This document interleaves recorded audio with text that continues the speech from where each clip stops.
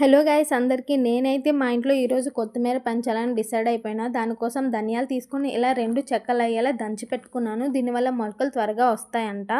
దానికోసం కొన్ని చిల్లులు ఉన్న చిన్న బుట్ట లాంటిది తీసుకొని దాంట్లో 2 లేయర్స్ వరకు కోకోస్ ఆయిల్ వేసుకున్నాను. మీ దగ్గర నార్మల్ మట్టి ఉన్నా వేసుకోండి. అండ్ కోకోస్ ఆయిల్ వేసుకున్నాక నేను దాంట్లో దంచి పెట్టుకున్న విత్తనాలను కొంచెం ఒత్తిగానే జల్లుకున్నాను. ఎందుకంటే కొన్ని వరకు మొలకలు వస్తాయి, కొన్ని మొలకలు సరిగ్గా రావు. కాబట్టి ఒత్తిగానే జల్లుకున్నాక మళ్ళీ దానిపైన ఒక లేయర్ పల్చగా కోకోస్ ఆయిల్ని అయితే వేసేసాను.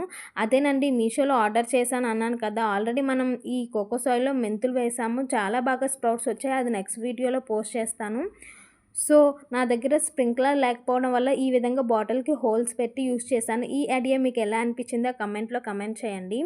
అండ్ ఇలా మొత్తం వేసుకున్నాక ఒక చిన్న బకెట్లో వాటర్ వేసి ఈ బుట్ట కొంచెం మునిగేలా పెట్టుకోవాలి.